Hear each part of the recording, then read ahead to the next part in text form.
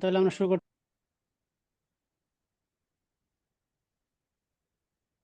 আসসালামু আলাইকুম এভরিওয়ান।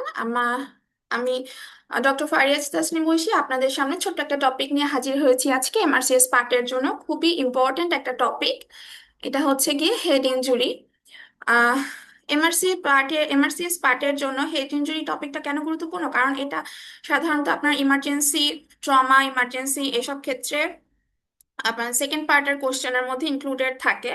এটার সাথে কিছু অ্যানাটমি এটার মধ্যে আছে। অ্যানাটমির মধ্যে কিছু কিছু কোশ্চেন, ছোট ছোট কোশ্চেন, পেইড কোশ্চেন টাইপের থাকে। হ্যাঁ, এই পেইড কোশ্চেন গুলো আপনার মানে ফার্স্ট পেপার সেকেন্ড পেপার দুটাতেই আসতে পারে। সো আজকে আমরা একটু ওভারভিউ করি হেড ইনজুরি সম্পর্কে। হ্যাঁ, হেড ইনজুরি আসলে বা এমআরসিএস এর জন্য ইম্পর্টেন্ট, কারণ আউটার কান্ট্রি গুলাতে 1 to 40 ইয়ার্স অফ পেশেন্ট গুলার মধ্যে সাধারণত দেখা যায় যে অ্যাকুট কেস হিসেবে হেড ইনজুরি কেসগুলো অ্যাডমিট হয়। এবং এটা ম্যানেজমেন্ট না জানলে বা টাইপস না জানলে সাধারণত দেখা যায় যে খুব প্রবলেম ফেস করতে হচ্ছে। সো এটা আমাদের আসলে একটু মাথায় রাখতে হবে। ইউকেতে সাধারণত দেখা যায় যে 1.4 মিলিয়ন পিপলদের মধ্যে হেড ইনজুরি কেস নিয়ে তারা চলে আসে। হ্যাঁ, আর এই তো, তাহলে শুরু করা যাক।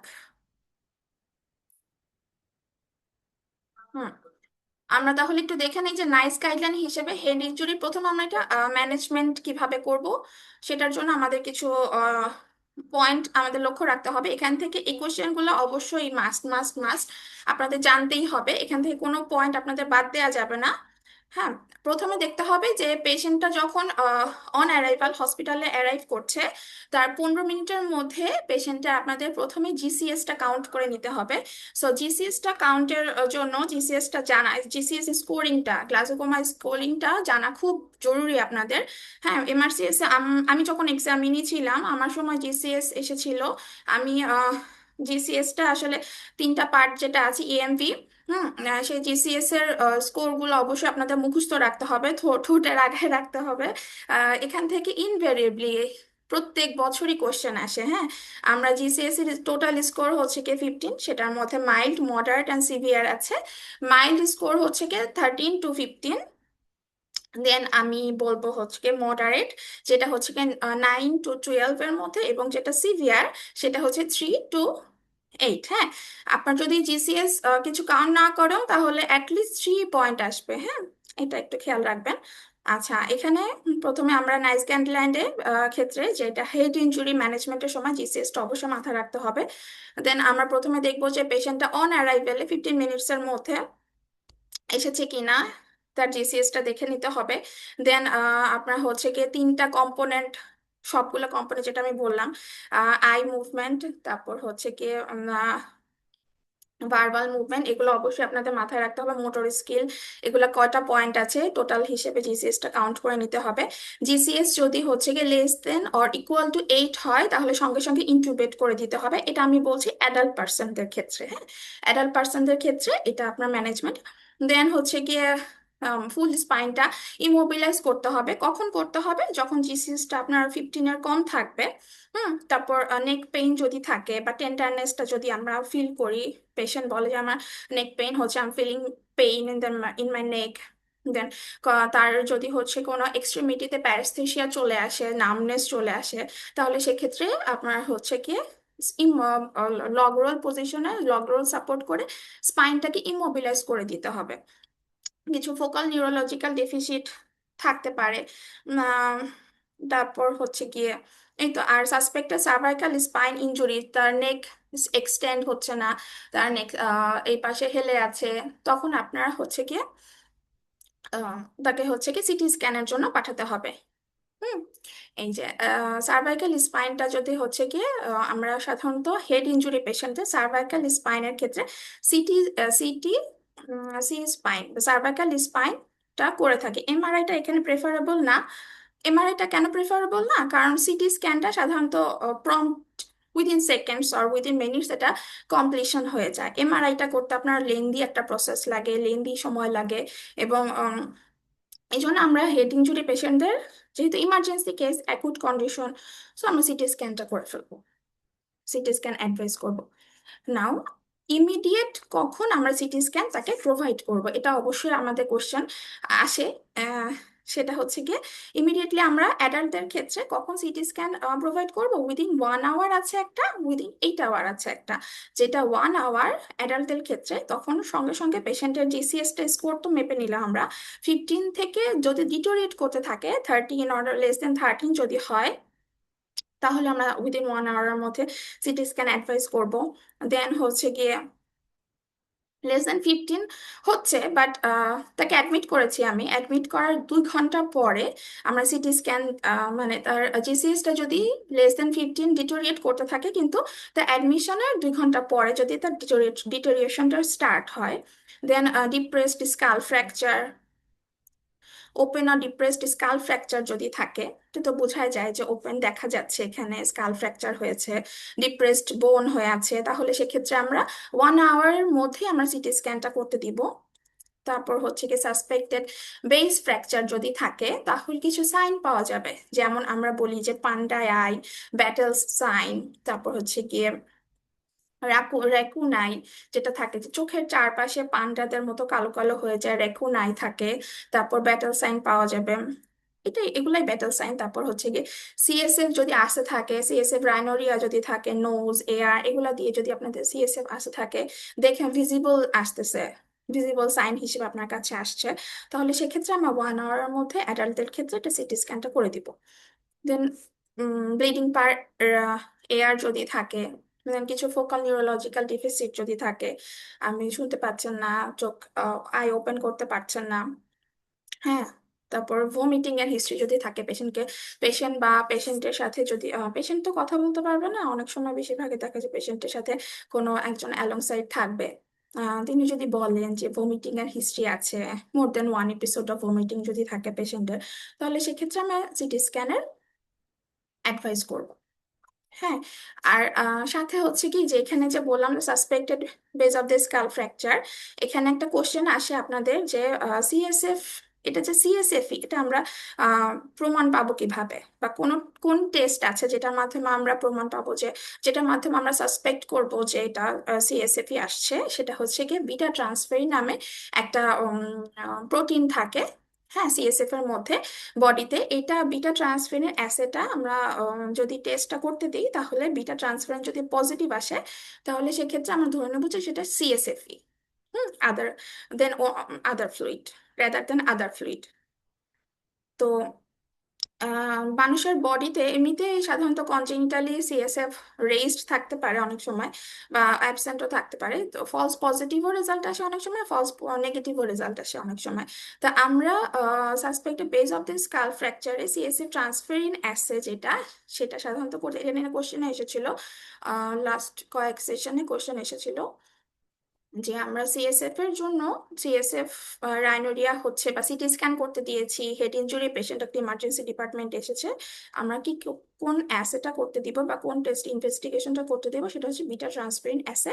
আমরা এখানে কিভাবে করে অ্যাসেটা, এটা হচ্ছে গিয়ে 2 ধরনের স্যাম্পল নেয়, একটা হচ্ছে গিয়ে সিএস এর যে ফ্লুইডটা থাকে, সেই ফ্লুইডটা কালেক্ট করব আমরা, মানে সিএসএফ না তো, প্রথমে আমরা বুঝি নাই যে কোনটা সিএসএফ, আমরা প্রথমে ফ্লুইডটা কালেক্ট করব যেটা আসছে সাইট থেকে, ফ্লুইডটা কালেক্ট করব, দেন সাথে সাথে আমরা একটা ব্লাড স্যাম্পলও নিব, ব্লাড স্যাম্পলের মধ্যে বিটা ট্রান্সফারেন্ট অ্যাসিড প্রেজেন্সটা দেখবো, এবং যে ফ্লুইডটা নিয়েছি সেই ফ্লুইডের মধ্যেও বিটা ট্রান্সফারেন্ট অ্যাসিডের অ্যাসে আছে কিনা সেই স্যাম্পলটা আমরা চেক করব। তো দুটা মিলিয়ে দেখবো যে এটা বডির সাথে কতটা রিলেভেন্ট, যদি পজিটিভ পাই তাহলে পজিটিভ, তাহলে সিএসএফই, দেন ওই হিসেবে আমরা হচ্ছে গিয়ে এটা ট্রিটমেন্ট করব। তাহলে এই যে এখানে একটা কোশ্চেন এসেছিল, যেটা আমি বললাম যে কোশ্চেনটা আমরা একটু পড়ে নিই। 16-year-old man sustains a basal skull fracture and is suspected of having CSF rhinorrhea. তারা একটা ক্লু দিয়ে দিয়েছে যে basal skull fracture আছে এবং সাথে হচ্ছে কি CSF rhinorrhea পাওয়া যাচ্ছে। Then which of the following laboratory tests would most accurately identify whether CSF is present or not? So the answer is beta 2 transferrin assay. ওকে। আচ্ছা, আমি এখানে যেটা দেখালাম যে immediate CT scan of the head. Then আমরা হচ্ছে গিয়ে এটা তো 1 আওয়ারের মধ্যে বললাম, আমরা যদি বলে থাকি যে 8 আওয়ার্সের মধ্যে পেশেন্ট আসলো, পেশেন্টটা আপনার বাসা দূরে, পেশেন্ট আসতে সমস্যা হলো বা কোনো কারণে 1 আওয়ারের মধ্যে আসতে পারলো না, সে অ্যারাইভাল হতে পারলো না, তাহলে যদি উইদিন 8 আওয়ার্সের মধ্যেও আসে, তাহলে আমরা কিছু ইন্ডিকেশন দিব যে তাকে সিটি স্ক্যান করতে দিব কি দিব না। সেটা হচ্ছে কি, পেশেন্ট যদি কোনো অ্যান্টিকোয়াগুলেন্ট খেয়ে থাকে, রিভারক্সাবেন, ডাবিগ্যাট্রান, এগুলো যদি খেয়ে থাকে, তাহলে আমরা একটু লেট করে তাকে সিটি স্ক্যান করতে দিব। উইদিন 1 আওয়ার ইমিডিয়েটলি না করে তাকে আমরা হচ্ছে কি উইদিন 8 আওয়ার্সের মধ্যে সিটি স্ক্যানটা করতে দিব। দেন পেশেন্টের এজ যদি মোর দেন 65 ইয়ার্স হয়, তাহলে সেক্ষেত্রে আমরা সিটি স্ক্যানটা একটু লেট করে করতে দিব, লেট প্রেজেন্টেশন থাকে। এই তো। আর পেশেন্ট যদি ওয়ারফেরিন, ডাইবেগাট্রা, রিভারক্সাবেন এগুলা খেয়ে থাকে, তাহলে আমরা এই উইদিন 8 আওয়ার্সের মধ্যে সিটি স্ক্যানটা করতে দিব পেশেন্ট। ঠিক আছে, নাও কোশ্চেন এটা গেল। আচ্ছা, আমরা এখন আসি কিছু টাইপস অফ হেড ইনজুরির মধ্যে। হ্যাঁ, হেড ইনজুরির টোটাল 5 টাইপস বলতে হবে।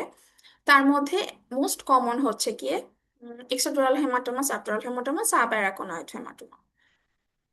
তো কথা শুনে বোঝা যাবে যে এক্সট্রাডুরাল হেমাটোমাটা হচ্ছে স্ক্যাল অ্যান্ড ডুরামেটারের মধ্যে, স্ক্যাল অ্যান্ড ডুরামেটারের মধ্যে। সাবডুরাল হেমাটোমাটা পাওয়া যাবে, সেটা হচ্ছে ডুরাম্যাটার অ্যান্ড অ্যারাকোনয়েড ম্যাটারের মধ্যে, in between dura mater and arachnoid mater. আর সাব অ্যারাকোনয়েড যেটা, সেটা হচ্ছে কি অ্যারাকোনয়েডের যে সালকাই সিস্টার্ন থাকে, সেগুলোর মধ্যে সাধারণত আমরা দেখতে পাই। এগুলো বাইরে থেকে ভিজিবল না, এটা আমরা সিটি স্ক্যান করলে এটা সাধারণত পাই। আর বাচ্চাদের ক্ষেত্রে ইন্টারভেন্ট্রিকুলার হেমোরেজ নামে একটা অ্যাকুট কন্ডিশন থাকে, সেটা হচ্ছে নিউন্যাট হওয়ার উইদিন 72 আওয়ার্সের মধ্যে ইন্টারভেন্ট্রিকুলার হেমোরেজটা নিয়ে প্রেজেন্ট করে সাধারণত।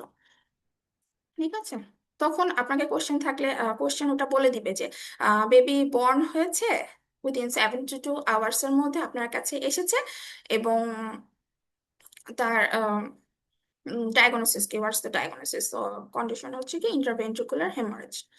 আচ্ছা, তাহলে চলুন আমরা কিছু টাইপস গুলা পড়ে নেই। হ্যাঁ, প্রথমে আসি এক্সট্রাডুরাল হেমাটোমা। আচ্ছা, এক্সট্রাডুরাল হেমাটোমার মধ্যে ফার্স্ট মোস্ট কমনলি আপনাদের হচ্ছে কি পাওয়া যাবে যে ট্রমার হিস্ট্রি থাকবে, সেটা হচ্ছে ল্যাটারাল সাইড থেকে, ল্যাটারাল সাইড থেকে অথবা টেম্পোরাল রিজিয়ন থেকে আপনার হচ্ছে গিয়ে ট্রমার হিস্ট্রি থাকবে। তা বল খেলতে গেছে, ল্যাটারাল সাইড থেকে একটা বল এসে লেগেছে, বা পেশেন্ট ট্রাফিক অ্যাক্সিডেন্টে ল্যাটারাল সাইড হয়ে পড়ে গেছে। সো এটা হচ্ছে কি ল্যাটারাল সাইড অফ দ্য হেডে একটা বা টেম্পোরাল রিজিয়নে, বা আমরা যেটাকে বলি যে টেরিয়ন, টেরিয়নের ওখানে ট্রমার একটা হিস্ট্রি থাকবে। তারপর লস অফ কনসিয়াসনেস এর হিস্ট্রি থাকবে, উইদিন ভেরি শর্ট পিরিয়ডে তার একটা আনকনসিয়াসনেস এর হিস্ট্রি থাকবে, তার আনকনসিয়াস হয়ে যাবে, এটাকে হচ্ছে কি লুসিড ইন্টারভেল বলি। এটা এমআরসিএস পার্টের ক্ষেত্রে অনেক একটা পেইড কোশ্চেন, আপনার পার্ট 1 রেসিডেন্সি সবখানে একটা পেইড কোশ্চেন হিসেবে থাকে যে লুসিড ইন্টারভেল পাওয়া যায়, তাহলে ডায়াগনোসিস কি, এক্সট্রাডুরাল হেমাটোমা। তো এখানে যেহেতু টেরিয়ন কথাটা উল্লেখ আছে, সো টেরিয়ন দিয়ে তাহলে এখানে কোন আর্টারিটা ইনভলভ হতে পারে, সেটা হচ্ছে কি মোস্ট কমনলি ইনভলভ হবে হচ্ছে কি এমএমএ, যেটা আমরা বলি মিডিয়াল মেনিনজিয়াল আর্টারি। হ্যাঁ, মিডিয়াল মেনিনজিয়াল আর্টারি। সো এভাবে না দিয়ে আপনাকে কোশ্চেন অ্যানাটমি কোশ্চেনের মধ্যে পড়ে যাবে, বা আপনাকে কোশ্চেনটা এভাবে দিতে পারে যে মিডিয়াল মেনিনজিয়াল আর্টারিটা কোথা থেকে আসে, কোন ফোরামেন দিয়ে, ফোরামেন স্পাইনোসাম, বা হচ্ছে গিয়ে এভাবেও দিতে পারে যে laceration of the foramen spinosum, then patient came with sudden period of loss of consciousness. What's the diagnosis? This is extradural hematoma. হুম, ঠিক আছে, নাও আমরা দেখবো। আচ্ছা, এটার সিটি স্ক্যানে কি পাওয়া যাবে, এটার সিটি স্ক্যানে হচ্ছে গিয়ে লেন্স শেপড অর বাইকনভেক্স শ্যাডো পাওয়া যাবে, যেহেতু এক্সিডুরাল হেমাটোমাটা স্ক্যাল অ্যান্ড ডুরামেটারের মধ্যে হচ্ছে, সো এখানে বাইকনভেক্স একটা শ্যাডো পাওয়া যাবে। হুম, আচ্ছা, আমরা এখন চলে আসি হচ্ছে সাবডুরাল হেমাটোমা। সো সাবডুরাল হেমাটোমায় আমরা সাধারণত এখানে কি পয়েন্ট আমরা কি দেখবো, ওটা ছিল এক্সাডুরাল হেমাটোমা ছিল ল্যাটারাল সাইড থেকে ছিল ট্রমাটা, আর এখানে সাডেন সাবডুরাল হেমাটোমাতে আপনার একটা এরকম একটা কন্ডিশন দিবে যে গলফার, ফুটবল প্লেয়ার, অথবা হচ্ছে গিয়ে রাগবি প্লেয়ার, সাডেন ডেথ হয়ে গেছে। সাবডুরাল হেমাটোমা সাধারণত অ্যাকুট কন্ডিশন এবং ক্রনিক কন্ডিশন দুইটা নিয়ে আপনার কাছে প্রেজেন্ট করতে পারে। হ্যাঁ, এখানে আপনার যদি উইদিন 72 আওয়ার্স এর মধ্যে হয় তাহলে হচ্ছে কি অ্যাকুট সাবডুরাল হেমাটোমা নিয়ে প্রেজেন্ট করবে, যেমন তার সাডেন ডেথ হয়ে গেছে এবং পেশেন্টকে পরবর্তীতে আপনার কাছে নিয়ে এসেছে, ইমার্জেন্সিতে নিয়ে এসেছে, যে কজ অফ ডেথ কি। So that will be answer will be the subdural hematoma. হ্যাঁ, এখানে কিছু রিস্ক ফ্যাক্টর আপনাকে এক্সক্লুড করতে হবে, যেমন হচ্ছে অ্যালকোহলিজম থাকতে পারে, ওল্ড এজের পেশেন্ট থাকতে পারে। এগুলোর ক্ষেত্রে আপনার সাধারণত অ্যান্সার হবে সাবডুরাল হেমাটোমা। আর ক্রনিক পেশেন্টের ক্ষেত্রে আমরা সাধারণত দেখি যে পেশেন্টটা সাধারণত ছিল হঠাৎ করে ফল করে গেছে, সে এখানে ওখানে ঘুরছে পেশেন্টটা, তারপর সে হসপিটালে গিয়েছে, তারপর হসপিটালে ফাউন্ড ডেথ হয়েছে, তার সেক্ষেত্রে আমরা ক্রনিক সাবডুরাল হেমাটোমা, মানে তার একটা শর্ট পিরিয়ড থাকবে। হ্যাঁ, শর্ট পিরিয়ড থাকবে।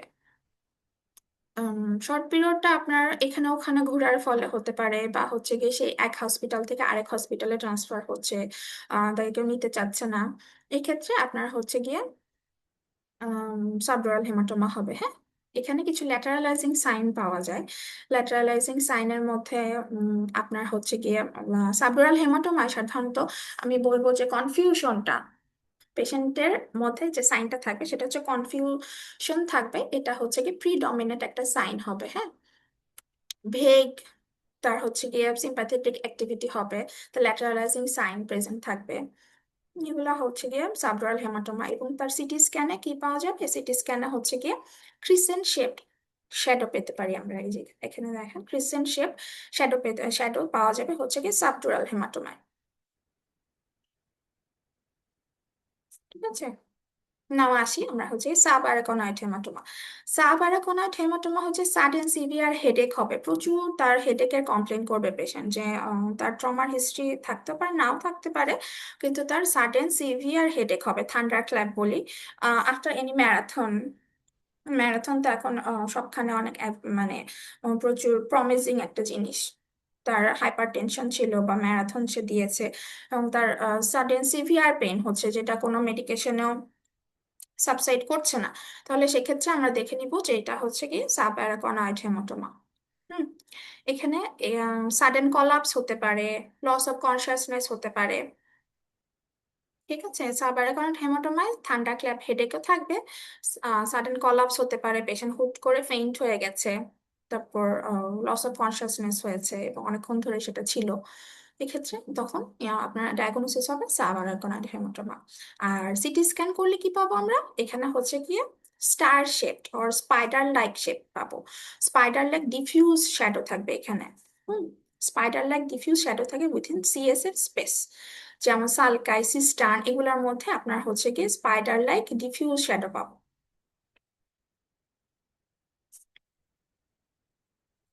আচ্ছা, আমরা এখন একটু তাহলে কোশ্চেন অ্যানালাইজিং করি। 52-year-old male with type 2 diabetic is admitted to the vascular ward for a femoral popliteal bypass. He suddenly develops expressive dysphagia and marked right-sided weakness. এখানে কি বলেছে যে রাইট সাইডে তার উইকনেস আছে, টাইপ 2 ডায়াবেটিক পেশেন্ট। হুম, তার মানে তার একটা কোমরবিডিটি আছে, কোমরবিড কন্ডিশন আছে। The senior house officer arranges a CT head scan which shows a 60% left middle cerebral artery territory infarct. There are no beds on the stroke unit. Stroke unit তাতে কোনো bed নেই। Overnight the patient becomes unresponsive and the CT head confirms no bleed. CT স্ক্যানের মধ্যে তার এখানে ব্লিডের কোনো sign পায় নাই, এবং what is the next best management option. তাহলে আমরা এখানে কি কি ক্লু পেলাম, একটা হচ্ছে কি পেশেন্ট হচ্ছে কি ডায়াবেটিক, দেন তার হচ্ছে ফিমোরোপলিটাল বাইপাস, এটা লাগবে না। পেশেন্ট ডায়াবেটিক, এটা লাগবে। পেশেন্টের কি কি আছে, এক্সপ্রেসিভ ডিসফেজিয়া আছে, তারপর রাইট সাইডেড উইকনেস আছে। হুম, এবং লেট মিডল সেরেব্রাল আর্টারি টেরিটরিটা ইনফার্কশন আছে। মিডল সেরেব্রাল আর্টারি টেরিটরি যদি ইনফার্কশন থাকে এবং তার হচ্ছে ডিসপেজিয়া থাকে, তার মানে তার কিছু ল্যাটারালাইজিং সাইনের আমরা প্রুফ পাচ্ছি। হ্যাঁ, কিছু ল্যাটারালাইজিং সাইনের মধ্যে যেমন হচ্ছে কি থাকবে আনইকুয়াল পিউপিল থাকবে, তারপর হচ্ছে গিয়ে তার ডিসপেজিয়ার হিস্ট্রি দিবে, তারপর হচ্ছে গিয়ে তার অপোজিট সাইডের আর্টেরিয়াল ইনফার্কশন হবে। যেমন এখানে বলেছে যে left middle cerebral artery infarction আছে। হুম। তাহলে সেক্ষেত্রে আমরা ধরে নেব যে এটা হচ্ছে গিয়ে সাবডুরাল হেমাটোমার একটা কন্ডিশন। ঠিক আছে, এটা হচ্ছে গিয়ে একটা subdural haematoma condition. Subdural haematoma কন্ডিশনের মধ্যে আমরা প্রথমে তাহলে পেশেন্টকে কি করবো, এখানে অপশন কি কি আছে? IV heparin, clopidogrel, burr hole surgery, aspirin আর হেমিক্রেনিওটমি। হ্যাঁ, এখানে পেশেন্টকে বলেছে যে তার লেফট মিডল সেরেব্রাল আর্টারিতে ইনফ্রাকশন আছে, তার মানে তার রাইট সাইডেড উইকনেস আছে। যেহেতু তার রাইট সাইডেড উইকনেস আছে, তাহলে তার মানে তার হচ্ছে গিয়ে ওই সমস্যাটা হচ্ছে গিয়ে লেফট মিডল সেরেব্রাল আর্টারিতে সমস্যা। হ্যাঁ, তাহলে আমরা প্রথমে তাকে হেপারিন দিয়ে তো লাভ নেই পেশেন্টের, তো এখানে আমার হেপারিন মানে তার বেস্ট ম্যানেজমেন্ট অপশন হচ্ছে গিয়ে হেমিক্রেনিওটমি। কেন? কারণ হচ্ছে গিয়ে এখানে পেশেন্টের মানে সাবডুরাল হেমাটোমার ক্ষেত্রে সাধারণত দেখা যায় যে ক্রেনিওটমি বা ক্রেনিওটমি বা বারহোল সার্জারি করলে সাধারণত এটা বেস্ট ম্যানেজমেন্টের মধ্যে পড়ে যায়। পেশেন্টের তো আমি কনজারভেটিভ ম্যানেজমেন্ট দিয়ে আমার তো এখানে কাজ হবে না, তার যেহেতু এটা এক্সক্লুড করতে হবে, তার ডিপোজিশনটা কোথায়, সো এখানে লেফট হেমিক্রেনিওটমিটা অ্যান্সার হবে। বা হচ্ছে কি আমরা এটাকে বলি বা ডিকম্প্রেসিভ ক্রেনিওটমি বলে থাকি। হ্যাঁ, ডিকম্প্রেসিভ ক্রেনিওটমিতে সাধারণত বা হেমিক্রেনিওটমিতে এটা ইনফার্কশনটা আপনার হচ্ছে কি ডিসলভ করে দিলে বা ওটা এক্সক্লুড করে দিলে, এক্সপার্শন করে দিলে সেটা হচ্ছে কি পেশেন্টের ডিটোরিয়েশনটা কমে যাবে। পেশেন্টের তো এখানে বলে নাই যে সে কোনো ডিজিজ কন্ডিশনে আছে বা তার ডায়াবেটিক টাইপ 2 ডায়াবেটিক ছাড়া তার ফিমোরাল পপলিটেল বাইপাস করা আছে। ল্যাটেরালাইজিং সাইন আপনারা খেয়াল করবেন, এখানে কি মেইনলি কি পয়েন্টটা হচ্ছে কি ল্যাটেরালাইজিং সাইনের মধ্যে কি কি পাচ্ছি আমরা? ডিসফেজিয়া পাচ্ছি, তারপর হচ্ছে কি রাইট সাইডেড উইকনেস পাচ্ছি। সো এখানে আমরা ডিকম্প্রেসিভ ক্রেনিওটমি বা যেহেতু এখানে সে বলে দিয়েছে যে লেফট সাইডে, সো আমরা হেমিক্রেনিওটমি যেই সাইডে সমস্যা সেই সাইডে আমরা হচ্ছে গিয়ে ক্রেনিওটমি করে দিব। আচ্ছা, আমরা আর একটু দেখি যে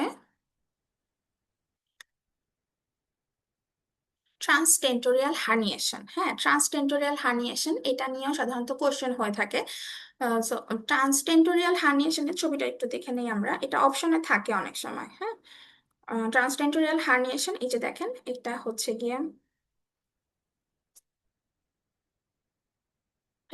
ট্রান্সটেন্টোরিয়াল হার্নিয়েশন মানে হচ্ছে কি আপনার সালকাই জাইরাই গুলার মধ্যে যে স্পেস গুলা সেগুলো হচ্ছে গিয়ে মানে এটা একটা রিভার্সেবল কন্ডিশন। হ্যাঁ, এটা রিভার্সেবল কন্ডিশন, এটা কিছু মানে মেনিটল দিলে বা হচ্ছে গিয়ে কোনো ড্রাগ দিলে বা আইসিপি রেজড হলে, আইসিপি আইসিপি রেজড এর যে ড্রাগ গুলো আছে সেগুলো, আইসিপি রেজড হলে যে লোয়ারিং ড্রাগ গুলো দেয় সেগুলো দিলে সাধারণত এটা ভালো হয়ে যায়। এটা একটা রিভার্সেবল কন্ডিশন, এটা বেশিক্ষণ থাকে না। এখানে যেমন ট্রান্স ক্যালভারিয়াল থাকে, এটা হার্নিয়েট হয়ে যেতে পারে। ব্রেনের যে জাইরাস গুলো আছে, আনকাস গুলা যেগুলো আছে সেগুলো হচ্ছে হার্নিয়েট হয়ে হার্নিয়েশন হয়। যেমন আঙ্কাল হার্নিয়েশনটা সবচেয়ে মোস্ট কমন। তারপর হচ্ছে কি টনসিলার হার্নিয়েশনও হয়ে যায়, এখানে হচ্ছে আপার সেরেবেলার ও ট্রান্সটেন্টোরিয়াল, এটা মেইনলি এখানে হয়। উম, তারপর সেন্ট্রালিও হতে পারে, সেন্ট্রাল কন্ডিশন একটা থাকে। তারপর হচ্ছে কি সিঙ্গুলার জাইরাসের সাবফ্যালকাইন হার্নিয়েশন হয়ে যেতে পারে। এই পাশ দিয়ে জিনিসটা এই পাশ দিয়ে বের হয়ে যায়। হ্যাঁ, এটা এই পাশ দিয়ে বের হয়ে যায়। ট্রান্স ক্যালভারিয়াল যেটা সেটা এই পাশ দিয়ে বের হয়ে যায়, আঙ্কাল যেটা সেটা আঙ্কাল কন্ডিশন এই দিক দিয়ে বের হয়ে যায়, হার্নিয়েশন হয় আর কি। ব্রেন টিস্যু এটা হচ্ছে কম্পার্টমেন্ট ওয়ান আর দ্য মানে একটা কম্পার্টমেন্ট থেকে আরেকটা কম্পার্টমেন্টে হার্নিয়েশন হয়, হার্নিয়েশন। এটা হচ্ছে ইন্টারক্রেনিয়াল কম্পার্টমেন্ট, ইন্টারক্রেনিয়াল যে কম্পার্টমেন্ট গুলো আছে সেগুলো একটা থেকে আরেকটা বড় হয়ে যায়, বের হয়ে যেতে চায়। আইসিপি রেজড হলে সাধারণত এটা বের হয়ে যায়। ইন্ট্রাক্রেনিয়াল প্রেশারটা যদি রেজ হয়, আমরা সাধারণত দেখি যে 30 to 50 মিলিমিটার মার্কারি হচ্ছে ইন্ট্রাক্রেনিয়াল প্রেশার থাকে, এটা যদি বেড়ে যায় তাহলে সেক্ষেত্রে বডির প্রথমে আমাদের এটাকে হচ্ছে গিয়ে হেমোস্ট্যাটিক মেকানিজম মাধ্যমে, হোমিওস্টেসিসের মাধ্যমে এটা হচ্ছে কি আমাদের নর্মাল রেঞ্জের মধ্যে আনার চেষ্টা করে। যদি না আনতে পারে তাহলে সেক্ষেত্রে বেশি রেস্ট হলে সেটা যদি বডি কমপ্লিট করতে না পারে তখন সেক্ষেত্রে হার্নিয়েশন ডেভেলপ করে। এইটা যেমন বললাম যে আনকাল সেন্ট্রাল আপওয়ার্ড হার্নিয়েশন, এটা একটা life threatening condition and reversible also. এটা মেডিকেল ম্যানেজমেন্টের মধ্যেই সাধারণত ভালো হয়ে যায়। হ্যাঁ, আইসিপি কন্ট্রোল করার মধ্যে আপনার হচ্ছে গিয়ে প্রথমে আমরা দেখবো যে হেড এন্ডটাকে আমরা হচ্ছে গিয়ে রেইজ করে রাখবো। দেন আমরা হচ্ছে গিয়ে হাইপার ভেন্টিলেট করবো পেশেন্টকে, দেন ম্যানিটল ইনফিউজ করব, দেন ডেক্সট্রামেথাসোন করব, ডেক্সামেথাসোন ড্রাগ দিব, দেন হচ্ছে সিএসএফটাকে ড্রেন করার চেষ্টা করব আমরা। অনেক সময় সিএসএফটাকে ড্রেন করে দিলে আম, তখন দেখা যায় বিপি শান্টের মাধ্যমে, সিএসএ ড্রেন করে দিলে শান্টের মাধ্যমে, শান্ট অপারেশনের মাধ্যমে ড্রেন করে দিলে আইসিপিটা কমে যায় বা হার্নিয়েশনটা কমে যায়। তাহলে আমাদের এই এই জিনিসগুলো, এই কয়েকটা জিনিস আমাদের সিরিয়ালি মনে রাখতে হবে। প্রথমে তাহলে আমরা আইসিপি যদি রেইজড হয়ে যায়, আমরা প্রথমে হচ্ছে গিয়ে হেড এন্ডটাকে রেস্ট করে দিব, মানে মাথার প্রেশারটাকে, মাথাটাকে রেস্ট করে দিলে এটা প্রেশারটা একটু অটোমেটিক্যালি কমে যাওয়ার চেষ্টা করে। দেন আমরা হচ্ছে কি হাইপার ভেন্টিলেট করবো পেশেন্টকে। হাইপার ভেন্টিলেট করলে তার প্রেশারটা কমে যাবে। কার্বন ডাইঅক্সাইড বাইকার্বনেট একটা কম্বিনেশন হয়, তখন হাইপার ভেন্টিলেট করলে এটা হচ্ছে প্রেশারটা কমাতে হেল্প করে। দেন আমরা কি দিব, ম্যানিটল ইনফিউজ করবো পেশেন্টকে। দেন আমরা হচ্ছে গিয়ে ডেক্সামেথাসোন দিব। ডেক্সামেথাসোন দিলে এটা হচ্ছে গিয়ে আইসিপিটাকে কমানোর চেষ্টা করবে। এবং লাস্ট অফ অল আমরা হচ্ছে সার্জিক্যাল প্রসিডিউরের মধ্যে সিএসএ ড্রেন করব, ড্রেন করতে পারবো, যেমন হচ্ছে গিয়ে পাংচার করে আমরা সিএসএ ড্রেন করতে পারবো, বা হচ্ছে পিপি শান্টের মাধ্যমে আমরা সিএসএফটাকে ড্রেন করতে পারবো। ঠিক আছে, এই তো। আর আপাতত আরেকটা আছে আপনাদের যে লেফট ফ্র্যাকচার। লেফট ফ্র্যাকচার থেকে সাধারণত কোশ্চেন গুলো আসে, যে হচ্ছে লেফট ফ্র্যাকচার টাইপস এর মধ্যে টাইপ 1 2 3, তার মধ্যে টাইপ 2টা হচ্ছে গিয়ে মোস্টলি ইম্পর্টেন্ট। টাইপ 2 এর মধ্যে আমরা হচ্ছে গিয়ে লেফট ফ্র্যাকচারের ফ্লোটিং নোজ পাবো, তারপর হচ্ছে পিরামিডাল ফ্র্যাকচার পাবো, টিথটা ইনভলভ থাকবে, একটা পিরামিড টাইপ ফ্র্যাকচার পাবো বেস অফ দ্য স্কালের মধ্যে। আপনার হচ্ছে ফ্লোটিং নোজ থাকবে, এটা আমি বলে দিচ্ছি, এটা আমি স্লাইডের মধ্যে দেখাচ্ছি না। লিফোর্ড ফ্র্যাকচারটা আসলে রিডিং এর মধ্যে পড়ে, এটা আপনার অত মনোযোগ দিয়ে না পড়লেও চলবে, সমস্যা নাই। এটা আসে আসে না এই টাইপের একটা কোশ্চেন। ঠিক আছে, এখানে হচ্ছে গিয়ে টাইপ 2 যেটা, সেটা হচ্ছে গিয়ে নোজ ফ্র্যাকচার থাকবে, এবং হচ্ছে গিয়ে পিরামিডাল ফ্র্যাকচার, মানে বেস অন নোজ এবং মাউথের মধ্যে যে একটা ট্রায়াঙ্গুলার শেপের যে থাকে, এটা হচ্ছে পিরামিডাল টাইপের, এখানে ফ্র্যাকচারটা থাকবে। তারপর হচ্ছে গিয়ে পোস্টার অ্যালভিওলার রিজের ফ্র্যাকচার হতে পারে, এখান থেকে সিএসএফ লিক হবে, পেরিঅরবিটাল হেমাটোমা হবে, মোবাইল নোজ পাওয়া যাবে এবং ফ্ল্যাট ফেস হবে। কি হবে এখানে, ফ্ল্যাট ফেস পাওয়া যাবে, এবং এখানে সাইনটা থাকবে হচ্ছে টিয়ার ড্রপ সাইন। হ্যাঁ, টিয়ার ড্রপ সাইনের মতো আমরা এখানে পাবো। লিভার ফ্র্যাকচারটা একটু মনে রাখবেন, যদি আসে অ্যান্সার করতে পারবেন আর কি।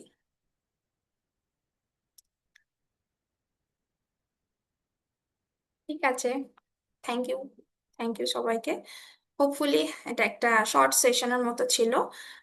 এই কোয়েশ্চেনগুলো আমি যেগুলা কোয়েশ্চেন বললাম বা হচ্ছে গিয়ে যে পয়েন্টগুলো বললাম, সেগুলোর মধ্যে এটা একটা পেইড কোয়েশ্চেন টাইপের, যে উইদিন 1 আওয়ার আপনাদের কি কি পয়েন্টগুলো মনে রাখতে হবে অ্যাডাল্টদের ক্ষেত্রে, এবং